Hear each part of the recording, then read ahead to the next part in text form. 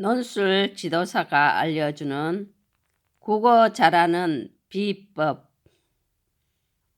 오늘은 시를 한번 해보겠습니다.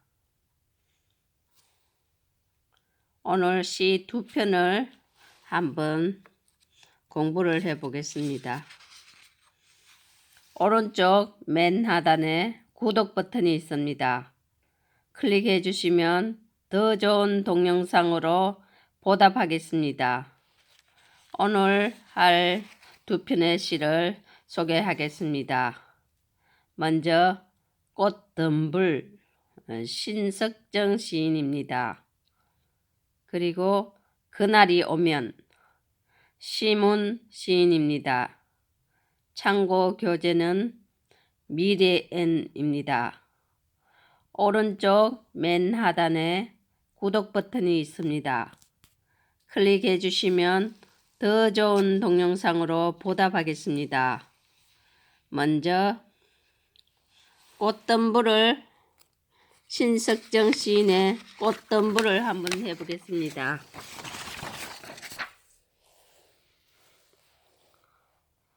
꽃덤불을 하기 전에 먼저 신석정 시인에 대해서 잠깐 알아보겠습니다. 신석정 시인은 1907년부터 1974년까지 생존하였으며 시인입니다. 주로 현실 참여와 역사의식이 강한 작품을 썼습니다. 주요 작품으로 아직 촛불을 켤 때가 아닙니다. 들길에 서서 등이 있습니다. 꽃덤불은 현재 해방 직후를 말합니다.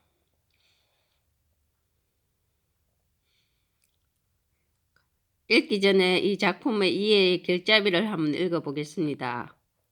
이 작품은 일제강점기의 시련에서 벗어났지만 여전히 혼란스러운 사회상을 안타까워하면서 미래에 대한 소망을 노래하고 있습니다. 밝음과 어둠의 대립적 이미지를 지닌 시어들을 활용하여 시적 화자의 염원을 제시하고 유사한 구절을 반복하여 음악성을 형성하고 있습니다.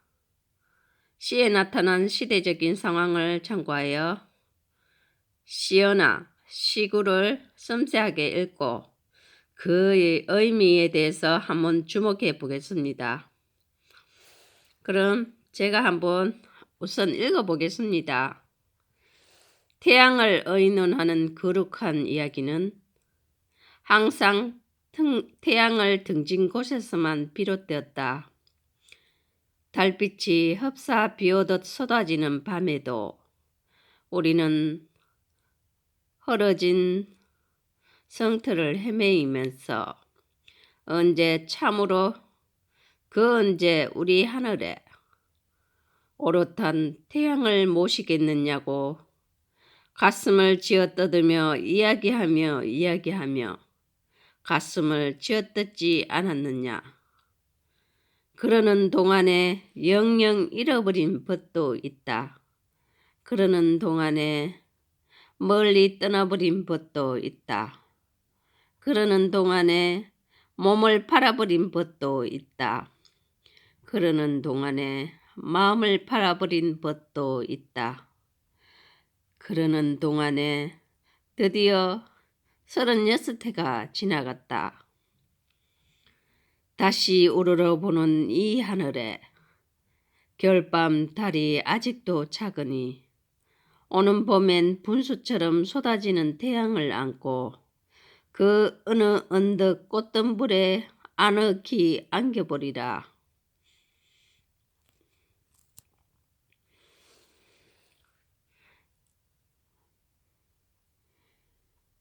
이 시는 5연으로 나눠졌습니다.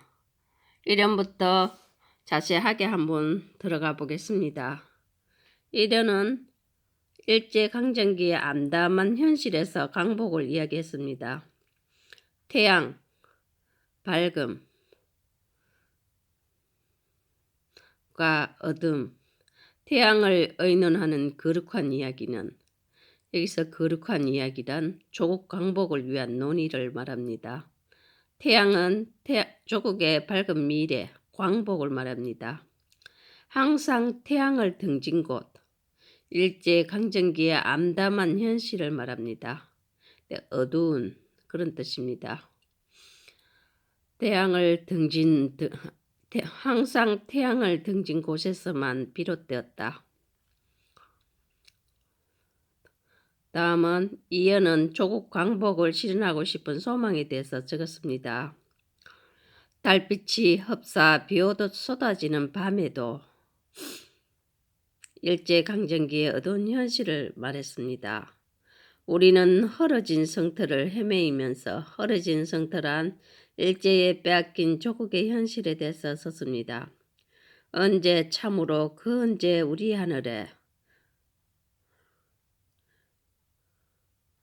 오롯한 태양을 모시겠느냐고. 모자람 없이 온전하다는 뜻입니다. 오롯하다는 말. 완전한 광복, 주권의 회복을 말합니다. 가슴을 쥐어뜯으며 이야기하며 가슴을 쥐어뜯지 않았느냐. 요거는 반복의 뜻이 나타냅니다. 현실에 대한 안타까움과 소망의 절실함을 강조했습니다. 가슴을 쥐어뜯지 않았느냐. 반복, 강복, 소망의 절실함을 강조했습니다. 그리고 3년은 일제강점하의 비극적 상황에 대해서 썼습니다. 그러는 동안에 영영 잃어버린 법도 있다. 죽은 사람. 그러는 동안에 영영 떠나버린 법도 있다. 조국을 떠나 타국을 떠도는 사람. 그러는 동안에 몸을 팔아버린 법도 있다. 변절하거나 전향한 사람. 그러는 동안에 마음을 팔아버린 법도 있다.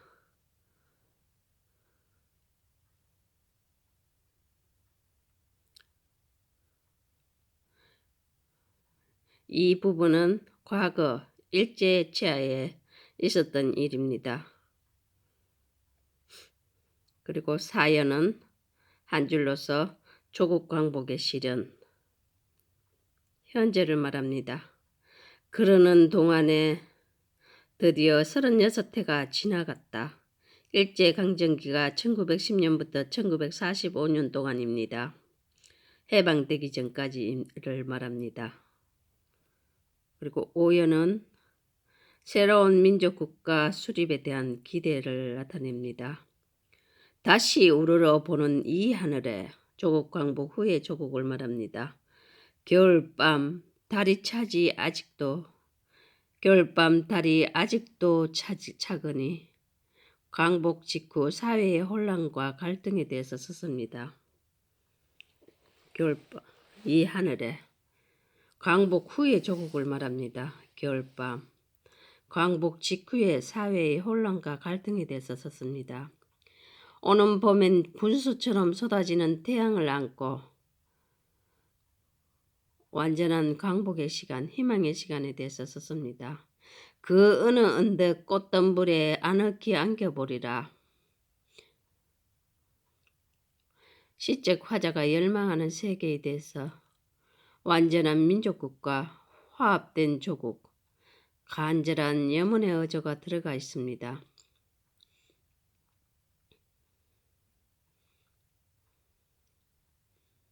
하늘, 겨울밤, 봄, 꽃덤불 이런 용어를 한번 자세히 살펴보시기 바랍니다. 이런 내용들이 시험에도 자주 나옵니다. 이 작품은 1946년에 신문학을 통해 발표되었습니다.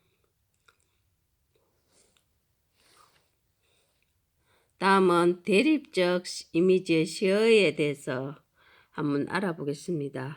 여기서 어둠이란 태양을 등진 곳, 밤, 일제강점하의 어두운 현실에 대해서 현실을 나타냈습니다. 헐어진 성터는 국권을 상실한 조국, 겨울밤은 혼란한 해방 공간, 밝음은 태양, 조국의 강복. 하늘, 광복을 맞이한 조국. 봄은 진정한 광복의 날. 꽃덤불은 완전한 민족국가, 화합된 조국에 대해서 썼습니다.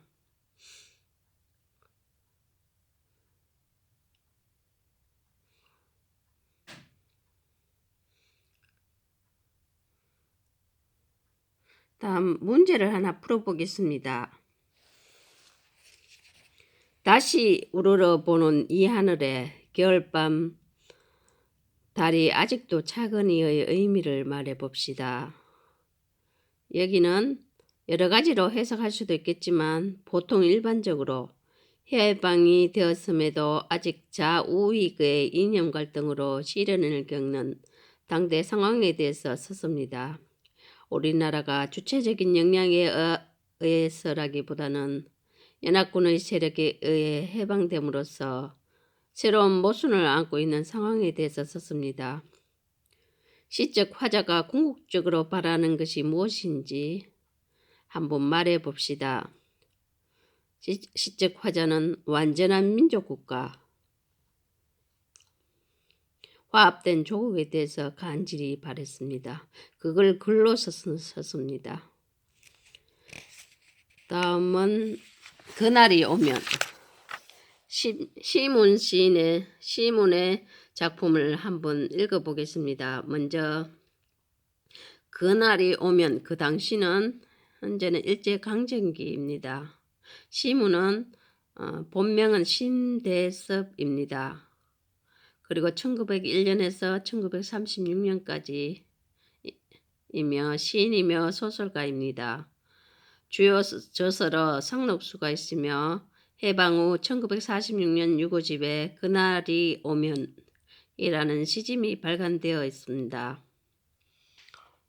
한번 읽어보겠습니다. 저도 이 시를 참 좋아합니다.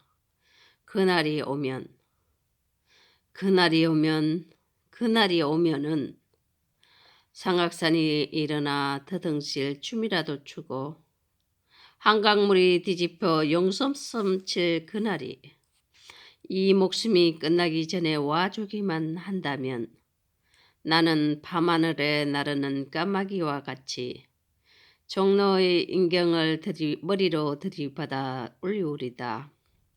두개골은 껴져 산산조각이 나도 기뻐서 죽사옴에 오히려 무슨 한이 남으오리까. 그날이 왔어. 오, 그날이 왔어. 육조 앞 넓은 길을 울며 뛰며 뒹굴어도 그래도 넘치는 기쁨에 가슴이 미어질 듯 하거든. 드는 칼로 이 몸의 가죽을 벗겼어. 커다란 북을 만들어 들쳐 먹였어. 여러분의 행렬에 앞장을 서오리다. 우렁찬 그 소리를 한 번이라도 듣기만 하면 그 자리에 거꾸로 저도 눈을 감겠소이다. 이 전체 시는 1연과 2연으로 나눴습니다. 시문은 참고로 1901년부터 1936년 36년에 36살 평생에 자기의 강복을 보지 못했습니다. 그래서 이 시가 더 간절한가 봅니다. 한번 시를 읽으면서 한번 분석해 보겠습니다. 그날, 조국 광복의 날, 미래 상황을 가정했습니다. 의미를 강조했고 운율입니다. 그날이 오면은 시적 화자의 열렬한 염원을 표현했습니다. 간절한 기다림, 광복을 뜻합니다. 삼각산이 일어나 더덩실 춤이라도 추고 한강물이 뒤집어 용서숨칠 그날이, 삼각산은 북한산입니다. 우리나라를 의미하며 대유법을 나타냅니다. 한강물은 우리나라를 뜻합니다. 한강물도 우리나라를 뜻하며 대유법을 말합니다. 이 두 줄은 의인법과 역동적인 표현을 했습니다. 그리고 삼각산이 등실 춤을 춘다든지 한강물이 뒤집어 용솟음 친다는 것은 의인법을 나타냅니다. 이 목숨이 끊기기 전에 와주기만 한다면 나는 밤하늘의 어두운 시대 상황, 시적 허용을 나타냅니다. 밤하늘 암울한 상태입니다. 나르는 까마귀와 같이 종로의 인경을 머리로 들이받아 울리우리다. 보신각의 종, 자기 희생의 실질적 의지, 광복의 기쁨을 널리 알립니다. 두개골은 끼어져 산산조각이 나도 비장한 결의를 나타냅니다. 기뻐서 죽사옴에 오히려 무슨 한이 남으오리까. 광복에 대한 강력한 염원을 나타냅니다. 1년은 조국 광복의 염원과 자기 희생의 의지에 대해서 썼습니다. 1년은 미래 상황을 가정했습니다. 그날이 왔어. 현재 상황의 가정입니다. 그날이 왔어. 역동적 표현을 했습니다. 육조 앞 넓은 길을 울며 뛰며 뒹구르도 고려 조선 시대에 국가의 정무를 맡아보던 육조 간부 이조, 호조, 예조, 병조, 형조, 공조를 이룹니다. 그래도 넘치는 기쁨에 가슴이 미어질 듯하거든.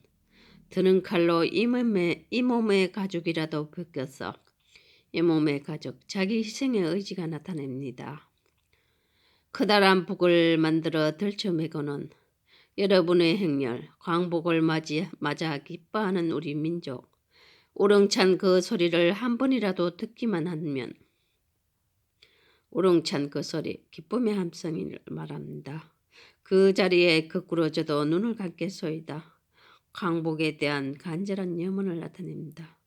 이열은 그날을 위한 자기 희생의 의지에 대해서 썼습니다. 시는 그날이 오면은 조국 광복의 상황을 가장하여 광복의 그날이 왔을 때의 환희와 감경을 형상화한 작품입니다. 작가는 다르지만 일제강점하에 광복을 바라는 당시 사회 문화적 맥락에서 꽃덤불과 그날이 오면은 비슷한 주제를 다루고 있습니다. 이렇게 간절히 기다린 광복인데도 광복 후에도 여전히 완전한 의미의 독립이 이루어지지 않은 혼란상이 꽃덤불에 잘 나타나 있습니다. 먼저 꽃덤불은 갈래가 자유시입니다. 그리고 서정시입니다.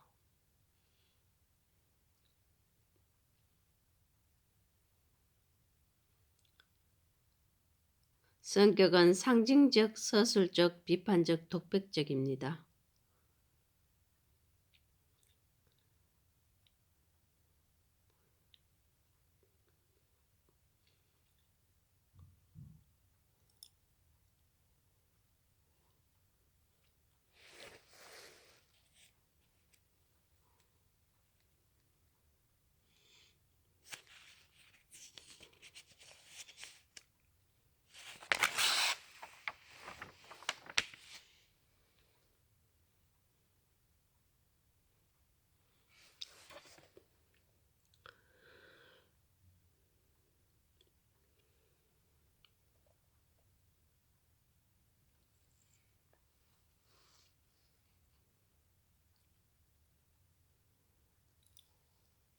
그날이 오면 시상 전개에 대해서 1연 2연으로 한번 나눠보겠습니다.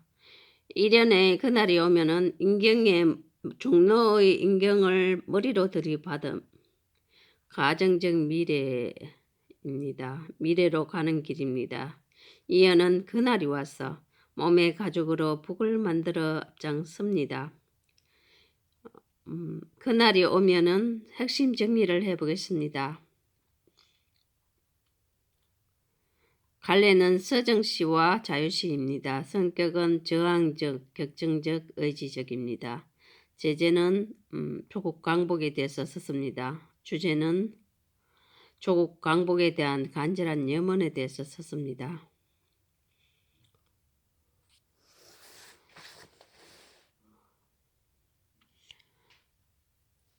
이 시와 앞에 꽃덤불과 그날이 오면 의 공통점을 당대의 사회 문화적 맥락에서 고려해 보면 공통적인 사회 문화적 맥락은 일제강점기입니다.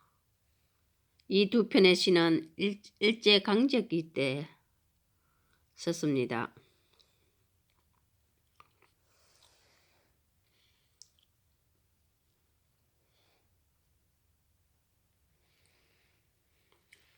다시 한번 말씀드리겠습니다. 꽃덤불의 배경이 되는 시대적 상황과 꽃덤불의 의미는 꽃덤불은 해방 직후에 창작되었습니다. 그날이 오면은 일제강점기였고 꽃덤불은